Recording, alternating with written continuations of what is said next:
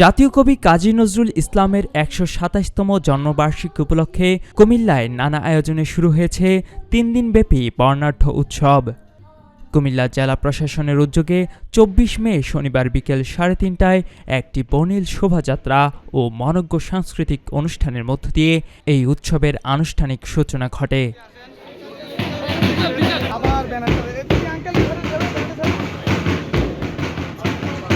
বিকেলে জাতীয় কবি কাজী নজরুল ইসলাম ইনস্টিটিউট প্রাঙ্গণ থেকে একটি বর্ণিল শোভাযাত্রা বের হয়।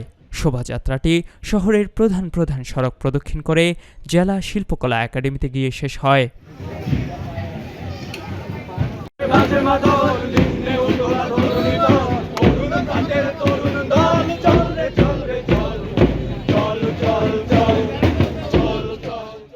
শোভাযাত্রা শেষে সেখানে স্থাপিত কবি নজরুলের মোরালে পুষ্পস্তবক অর্পণ করে গভীর শ্রদ্ধা নিবেদন করেন অতিথিরা।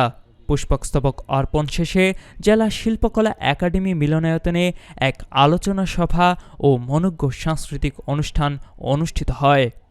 আলোচনা সভায় সভাপতির বক্তব্যে কুমিল্লা জেলা প্রশাসক মোহাম্মদ রেজা হাসান বলেন, জাতীয় কবি কাজী নজরুল ইসলামের স্মৃতিবিজড়িত এই কুমিল্লা জেলা কবির সাহিত্য জীবনের এক অনন্য অধ্যায়।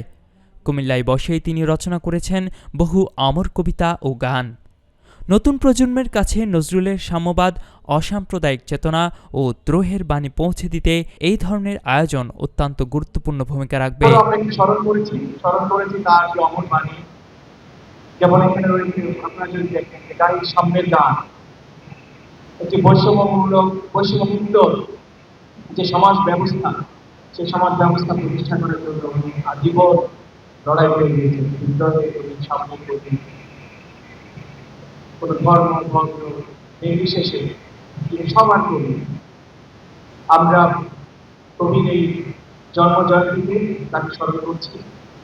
সবচেয়ে গুরুত্বপূর্ণ যে অংশটি কুমিল্লা জেলার জন্য যে এলিমেন্ট, আমাদের এডিসি জেলার বলে যে তার বিচরণ, কবির আসল পরিস্থিতি আমাদের অন্যান্য বক্তারা বলেছেন, কবি আমাদের কুমিল্লায় ছিলেন, এটি সবচেয়ে গুরুত্বপূর্ণ বিষয়।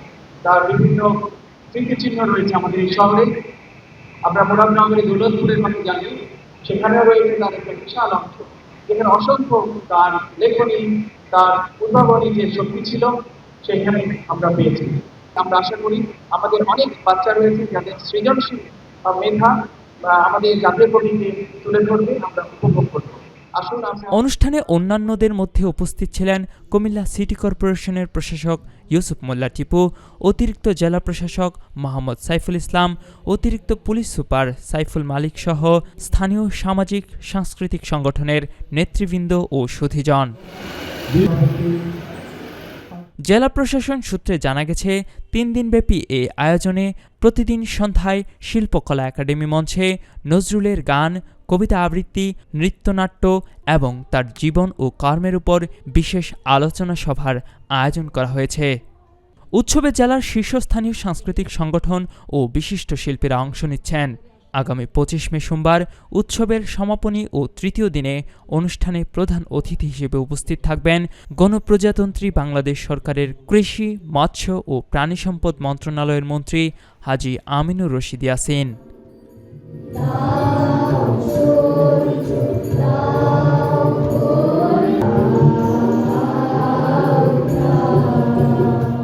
কুমিল্লার কাগজ, নিউজ ডেস্ক।